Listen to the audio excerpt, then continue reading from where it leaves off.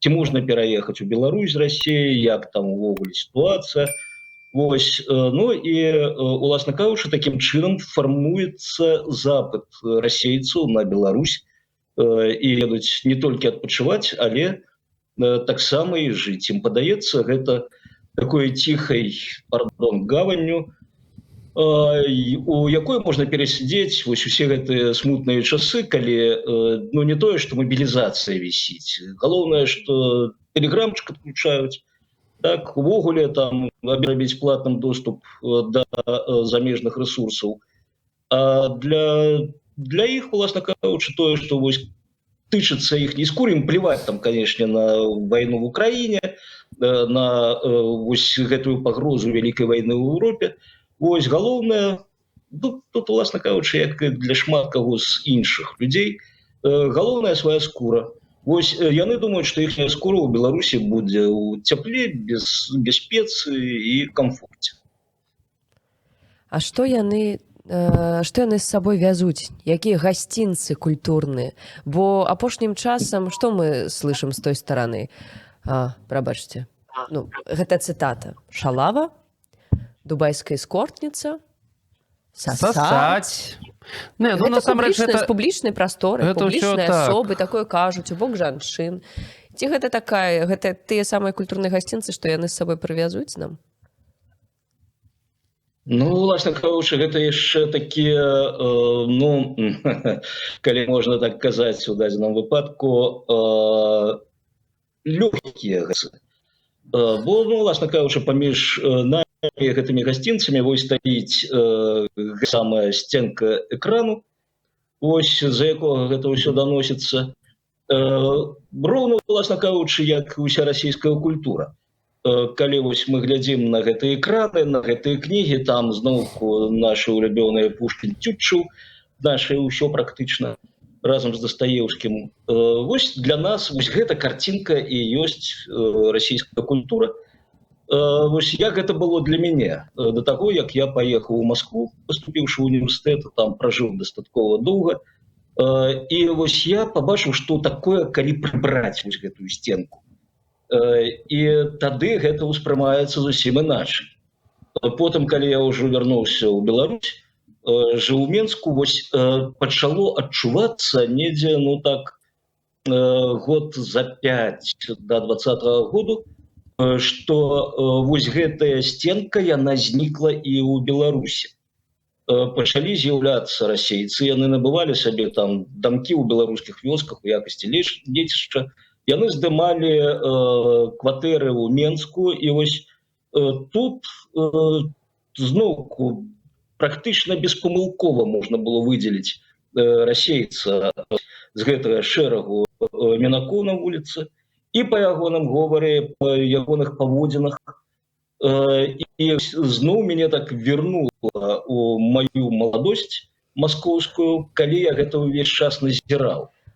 І я тады, калі я прыехаў у Маскву на пачатку 90-х, власна кажучы, для мяне Расія была гэтым, скажем так, застенкам з культурай, там, прыстойнымі людзьмі, літаратурнымі героямі і гэтак далей. Калі сутыкаешся з рэальнай Расіяй, гэта, канешне, зусім іншае. І я адразу кажу, менавіта гэтае адчуванне прымусіла мяне пасля выключна па-беларуску, амаль выключна па-беларуску размаўляць. Правае адчуванне, што мы розныя. І зноўку шоку тут дадае ад сустрэчы з імі, вось без гэтага экрану. Тое, што мы-то думалі, што яны такія, як мы. А яны іншыя, як высвятляецца. І ўся іхняя культура, яна накіравана на пабудову вось гэтай іншасці. Сценку яны якраз будуюць. Гэтую сценку, якая паміж намі.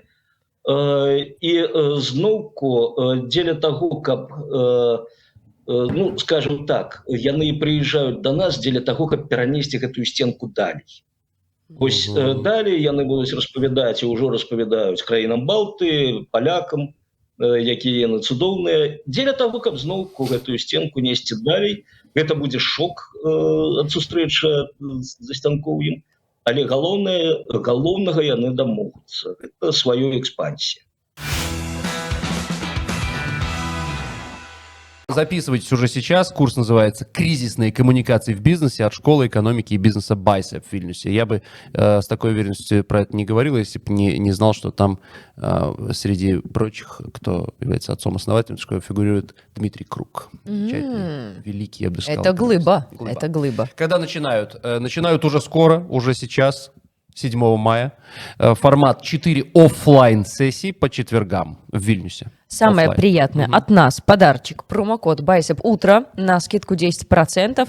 Я сейчас пришлю в чатик на этот или другой любой курс школы экономики и бизнеса Bicep. Так, отправляю.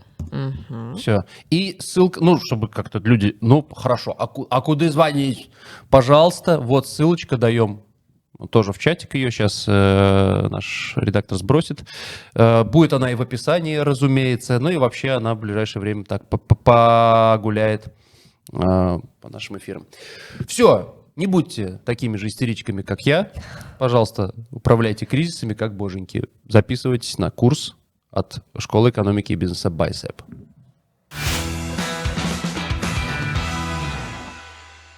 Слушайте, я вось, вы кажаце про гэтую розніцу паміж намі і імі.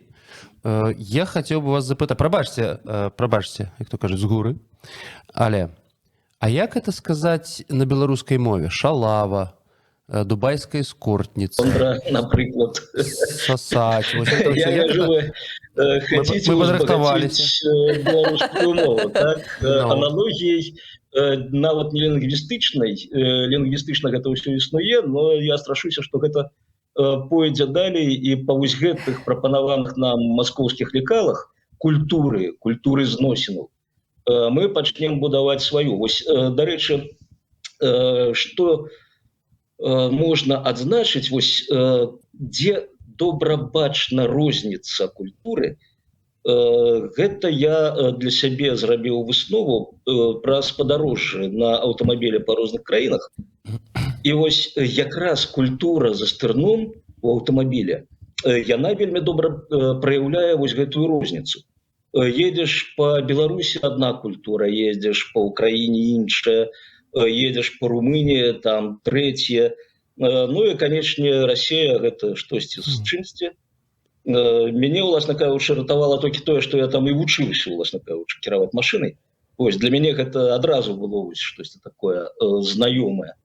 Но калі я потым трапляў у Расію, ужо пажыўшы ў Беларусі, я бачыў, наколькі вялікая розніца. І зноўку апошнія 5 год да 20-го году мяне вельмі моцна так драпнула, што нават машыны на беларускіх нумарах некаторыя паводзяць сябе так, як вось паводзяць сябе расейцы на сваіх дарогах і на чужых дарогах. Ну, власна кажучы, мы і цяпер сустракаем на старонках беларускай прэсы, у асноўным, канешне, незалежнай прэсы, гісторыі, як паводзяць сябе расейцы на беларускіх дарогах, на вуліцах беларускіх гарадоў. І, як правіла, гэта, канешне, адмоўныя прыклады. Но камусьці гэтыя прыклады могуць падацца вельмі прывабнымі. Вось гэтае хамства, гэтае панства, барства, вось жаданне сабе пазначыць, што я тут такі еду адмыслова. Вось гэта, на жаль, пачынае пераймацца, ну, зноўку, бо дурному вучацца даволі хутка, на жаль. Перавучвацца абратна цяжкавата. Тут яскравы прыклад, гэта я сам. Таму што вы ведаеце, Евген, як я ламаю сябе ўсё сваё жыццё, там апошнія 5 гадоў. І тут не так даўно. Мяне ўвогуле ўразіла культура ў Польшчы, культура на дарогах. Насамрэч уразіла, таму што тут заўсёды ну, насамрэч. І не так даўно прыехаў я ў свой там сквош-клуб. І нейкі пан перада мной, ён ехаў, нібы улітка. І нешта там глядзеў па старанах. І я так раззлаваўся на яго. Я ўжо сядзеў сам сабе ў сваім самаходзе і крычаў там курва і так далей. А ён так спаўз, ну ён дарогу заняў, ехаў за ім. І я выхажу такі весь раззлаваны і гляджу, нейкі іншы пан пад'ехаў да яго з іншага боку, адчыніў акно, і там, што, можа, пан там заблудзіўся, што там можа памочь. І я хватаюся за галаву і думаю, якая ж я пачвара. Вось замест таго, каб падысці там, да, і паспрабаваць дапамагчы чалавеку, які насамрэч, ну, відавочна, ён заблудзіўся, ён дзесьці там, а ён такі пажылы ўжо чалавек. Я пачаў злавацца, мацірыцца. Ну, гэта ж частка расейскай культуры. Ну, расейскай. Поўны рост. І я сябе вось падлавіў на этом, думаю, як не сорамна. Як не сорамна. Прыехаў сюды, глядзі, як сябе людзі паводзяць, а ты што, Таму так, Ось, так, дарэчы, гэта відавочна. І відавочна мае адчуванне, выбачаюся, што перапыніў, у метро. Ось маскоўскае метро, зноўку, ну там же працираешься так да тэмпу, да мадэлі паводзінаў тых, хто абакружае табе. Ось, і прыязджаеш у Менск, спускаешься ў метро, мадэль-то тая ж, так, маскоўская. Ось, ты ідзеш, ты там праламіўся скрозь гэтыя дзверы на ўваходзе на станцыю, кагосьці там за сабой, для Москвы нармалёвая з'ява. Тут пачынаеш адчуваць, што штосьці не тое ты робіш. Зноўку, вось свая мадэль паводзінаў у маскоўскае метро, яна ж разлічана так ужо сфармавана там на, скажем, на ўзроўні нейкіх рэфлексаў, каб не задзяваць, сябе не задзявалі, а у Менск з гэтым паттернам вось маскоўскім спускаешься і пачынаеш бачыць, як ты не ўпісваешься, як ты сшыбаеш гэтыя вуглы паўсюль, як ты задзяваеш людзей. Прычым, ну, вось у Менску яшчэ адчуваецца так, Константин, тое, што вы казалі, ўсё ж такі жыццё 200 год з гэтымі людзьмі сказалася на нас, а вось у Еўропу прыязджаеш з гэтым самым паттернам, калі сшыбаеш куты і вуглы, пачынаеш вось адчуваць, наколькі ты неадэкватны. Калі зноўку пана якога зачэпіш плячом, ну, зноўку ты ж прыехаў, ты хочаш... А ён выбачаецца заўсёды, ён заўсёды выбачаецца. Канечне. Хто б не быў вінаваты. Хутчэй за ўсё ты вінаваты. Так. Вось зноўку я іду наперад, як ледакол. Вось, каго-небудзь зашыбую, толькі там, як у Вільні выбачаюцца, там, ці прашоў. Усё, і ты адчуваеш, наколькі вось ты зноўку выпадаеш з гэтай культурнай серады, і, канечне, ты робіш намаганне над сабой. Гэта ўвесь час трэба сабе кантраляваць, прынамсі, першы час. Дзеля таго, каб ты ўпісаўся вось у гэтую культуру, і потым ты разумееш, наколькі больш камфортна жыць у такой культуры. Калі табе сустракаюць не такія ж хамы, як ты, а калі сустракаюць светлівыя людзі, якія не жадаюць там табе ніякага зла, і вось ты пачынаеш пакрысе рабіцца такім же культурным чалавекам. Што, канечне, вельмі карысна і вельмі прыемна, калі мы прыедзем у Беларусі, вернем нам вось гэтыя еўрапейскія паттерны паводзінаў, гэта, я думаю, пойдзе ўсім на карысць. Можа, расейцы прыязджаюць у Беларусь, каб лепш стаць такі санаторый дабрыні. Вось тут зноўку я бы з вами пагадзіўся, прынамсі для часткі расіян, якія прыязджаюць да нас. А з іншага боку, ось у нас там ёсць часик паразважаць крыху? Не, слухайте, у нас вельмі мала часу. Прабачце, тут 15 хвілін не больше. Хацеў я вам даць одну цытатку з Салоніна, Марка Салоніна, я думаю, вы ведаеце, так, хто? Так. Чуль, так, гісторыку, яго вельмі папулярныя цыклы лекцыяў на Ютубе. Мяне тут, ну, зірнуў я, што ён кажа пра Менск 41-го года, вось гэтую Менскую абарончую аперацыю. Калі немцы ўваходзілі, власна кажучы, гісторыя другой сусветнай мяне цікавіць, тым больш Менск, і я ўключыў гэтую ягоную лекцыю на 1,5 гадзіны.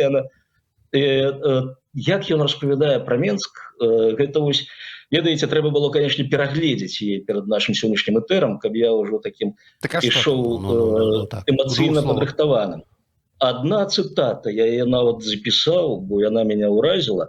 Гэта характарыстыка Менску, з вуснаў расійского популярного историка Солонина. Это город, который, как вы уже поняли, состоял из деревянных лачуг, большого количества грязи, засохшей или жидкой, и деревянных тротуаров.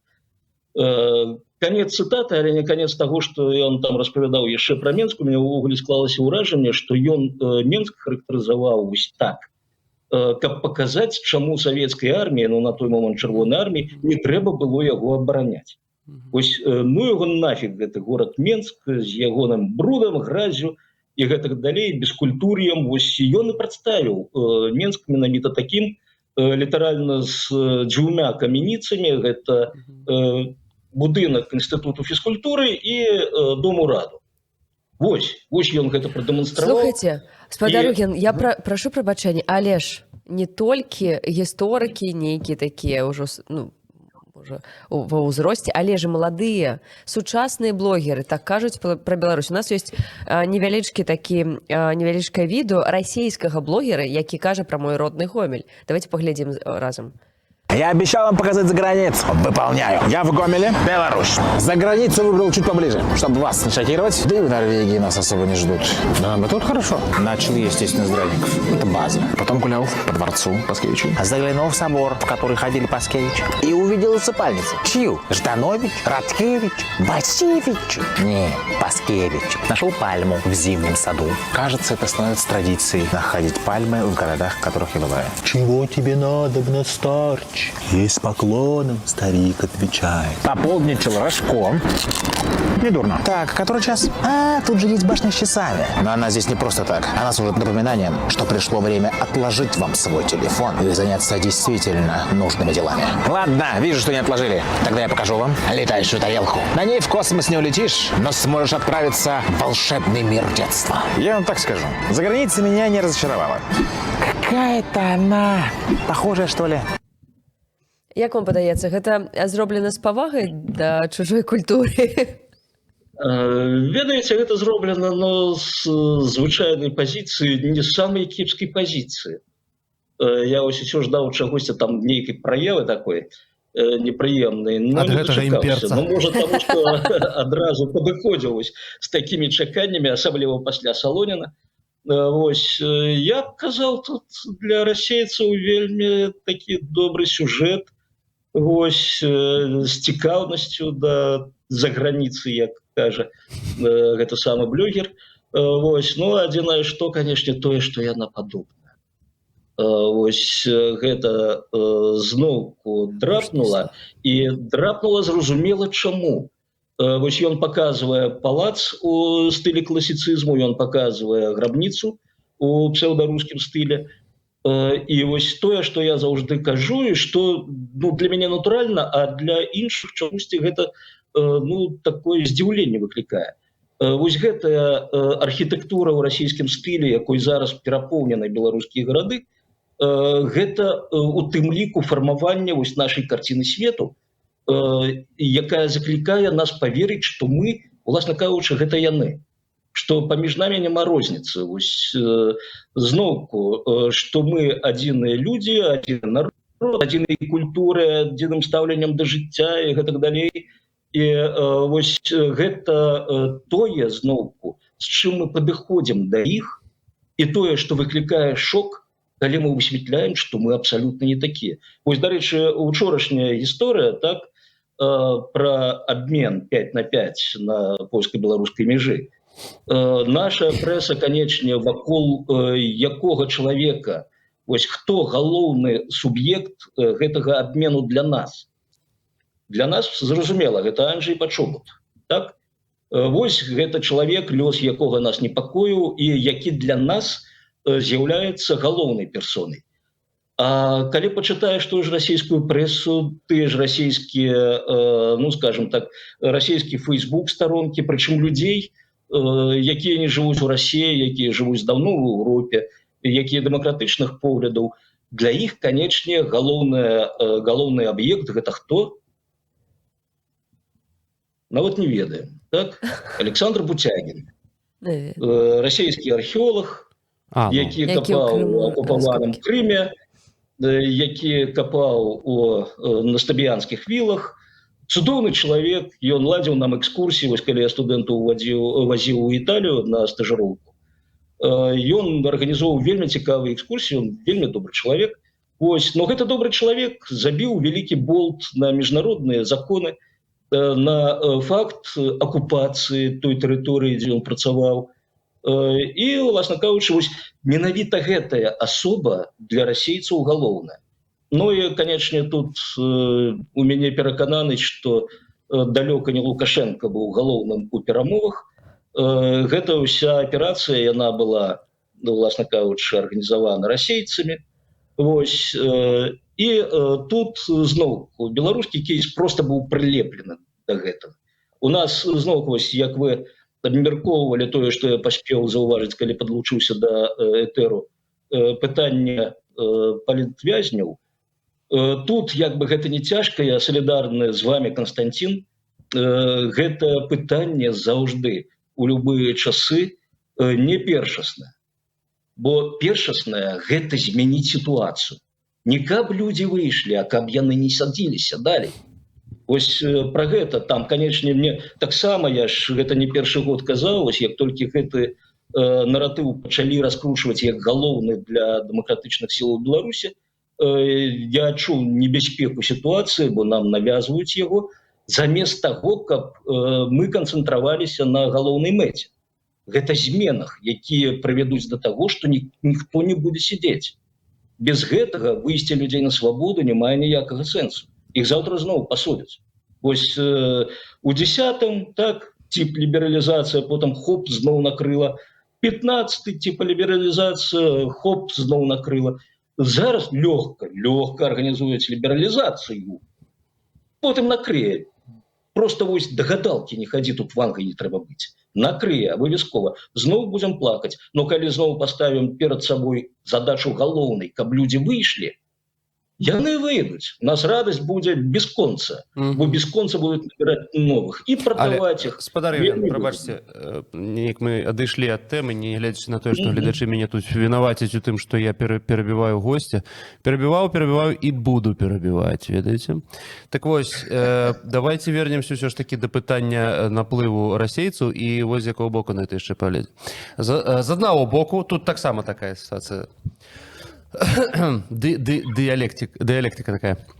З аднаго боку едуць тыя, каму перашкаджае адсутнасць тэлеграму, тыя, хто так крыху так мовіць разбіраецца ў сітуацыі, і я не думаю, што гэта нейкія там ярыя пуціністы. Калі мы говорым пра... разбіраюцца ў сітуацыю ў Расіі, не ў Беларусі. Яны не ведаюць, куды едуць увогуле. Падаецца, што яны па ліберальную краіну. Так, яны цікаюць. Вось як у Польшу панаехалі беларусы, гэта не самыя горшыя беларусы, давайте так будем. Яны цікаюць ад пуцінскага рэжыму і так далее. З аднаго боку. Гэта такі, калі мы берем просты нейкі ўзровень простых людзей. З іншага боку, напрыклад, у мастацкім жыцці Беларусі зашмат ужо расейцаў, якія там... І рускага свету, і рускай культуры. Які там у сябе быў ось на 3-й ці 4-й ролі. Напрыклад, там мастацкім кіраўніком оперна наша стаў расіянін Макараў, мастацкім кіраўніком Купалаўская нейкі Акімаў там, які... Яны не ў Петербурге, не ў Москве. Невядома, дзе яны там нешта узначальвалі і так далее. Вось Курэйчык, калі ён з пункту гледжання менавіта на гэтых мастацкіх кіраўнікоў разважаў пра наплыў расейцаў, казаў, што это адбросы едуць. Але я вам толькі што распавядаў пра просты пласт людзей, расейцаў, якія, мне падаецца, яны, ўсё ж такі такая, я не скажу эліта, але авангард думкі больш-менш дэмакратычнай, ліберальнай. Чаму не? Тебе падаецца, што... Ладно, у мяне няма пытання, яны ўсе гаўно. Калі яны ад Пуціна аб'ехалі, яны паехалі ў 22-м годзе, а яны паехалі, калі Вайлдберрыс прыкрыўся інтэрнэт. Усіх у яму і звёздкай, все правильно. Не, пачакай, Костя. Я вам тут не замінаю. Прабачце, калі ласка. Не, у мяне няма пытання, я здымаю пытанне, насамрэч.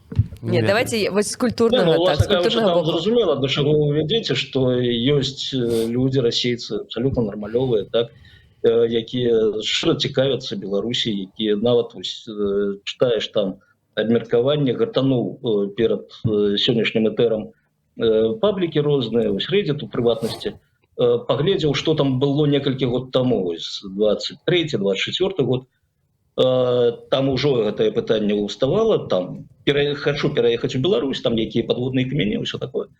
Вось, і там падаецца, нармалёвыя людзі, там гатовыя мову вывучыць, все беларускую. І складаецца першапачатковае ўражанне, што ну, чаму не добра. Добра было б, калі б гэта сапраўды было так, калі б яны сапраўды хацелі вывучыць беларускую мову. Там некалькі рэплікаў ніжэй той же чалавек, які толькі што хацеў вывучыць беларускую мову, быў гатовы да гэтага, пачынае ўлазіць наконт Беларусь-Беларусія і пачынае адстойваць права на Беларусію. Так. Вось гэта якраз тое, што хаваецца ў іх, калі саскрэсці вось гэты верхні слой наносны, калі яны хочуць прадэманстраваць сабе, што ну, я нармалёвы чалавек, так, все, паважаю вас. А як толькі заходзіць рэч нават не пра нейкія там прынцыповыя моманты, оказывается, яны не могуць перакрочыць праз вось гэты свой бар'ерчык і прызнаць, што беларусы і Беларусь гэта такі ж суб'ект чалавецтва, суб'ект міжнароднага, там, не ведаю, міжнароднай палітыкі. Не, для іх, вось як для Буцягіна, цудоўнага Сашы Буцягіна, Украіна, Беларусь не з'яўляецца суб'ектам. Вось яны з'яўляюцца суб'ектамі.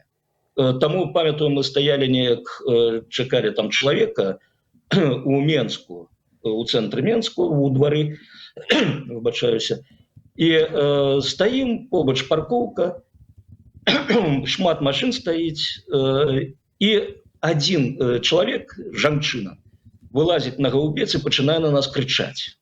Адыдзіце, што вы там стаіце? Яшчэ раз выбачаюся.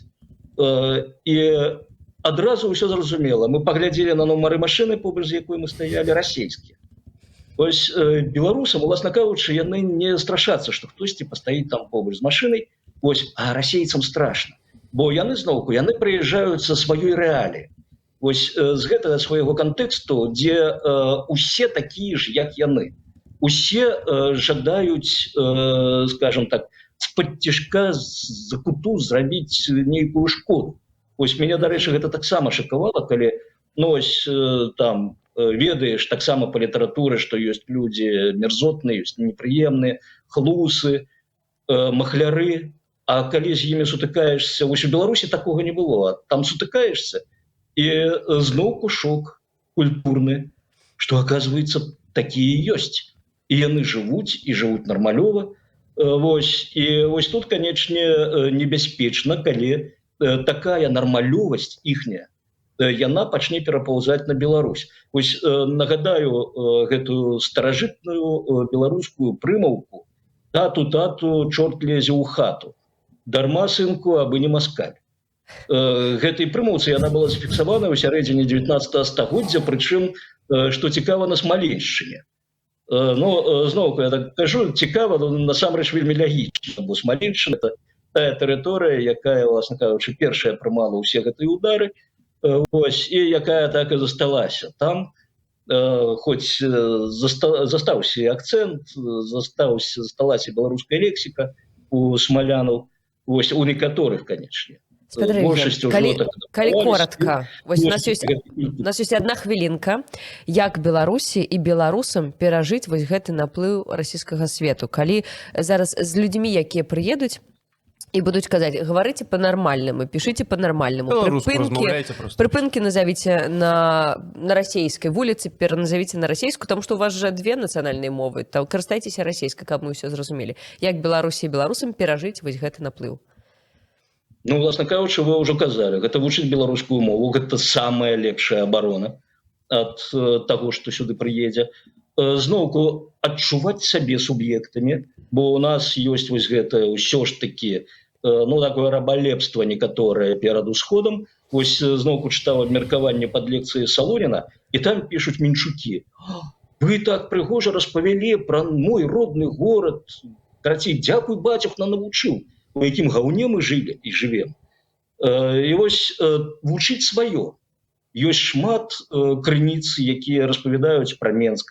Ёсць шмат у тым ліку альбомаў, дзе паказана страчаная спадчына архітэктурная. Бо трэба ж не толькі будаваць сваё, вось як расейцы робяць на тэрыторыі Беларусі са сваімі гэтымі залатымі купаламі, а трэба яшчэ і знесці чужое. Вось Менск спляжаны, як і большасць беларускіх гарадоў, і пабудавана штосьці расійскае, і, канечне, цяпер яны будуць казаць, што гэта мы вам пабудавалі ўсё. Вы ўвогуле жылі вось у гэтай, па словах Солоніна, большого количества грязи, засохшей или жидкой. Вось разуметь, что не, мы жили не у грязи, засохшей или жидкой. Мы жили у своих городах, у своих местечках, у своих вёсках, у тым ліку. Жили нормалёва, жили культурно. И вось я пробегся, там яшчэ Солонин про Менск плявузгае, что маленький городок, там колькі тысячаў, 6 тысячаў на конец 18 стагоддзя. Параўнаеце з расійскімі гарадамі той эпохі. Вялікі Новгород, по даследаваннях расійскіх даследчыкаў, Вялікі Новгород, конец 18 стагоддзя, 1000, у 6 разоў меней за Менск. І хто зноўку давёў гэты горад до такого стану? У 16 стагоддзі ў Новгороде 30 тысяч насельніцтва. Іван Жахлевы прыйшоў, перарэзаў. Яшчэ одна, скажем так, один аргумент расійцаў. А что вы крыўдуеце, что мы вас резали? Мы и своих резали. Ну, вось офигенное оправдание. Так? Вось. И зноўку вось бярыце, крытычна ўспрымаеце информацию. Вам казали, якія вы вось недарэчныя люди. Ну, почитайте, возьмите информацию про их, параўнайте, и вы побачыце, наколькі мы заслугоўваем свайго месца на гэтай планеце, асабліва на сваёй зямлі. Дякую, Євген, за ваш час. Чекаємо знову у етері прямим. Дякую вялікі. До зустрічі. Дякую. До зустрічі, щасливо.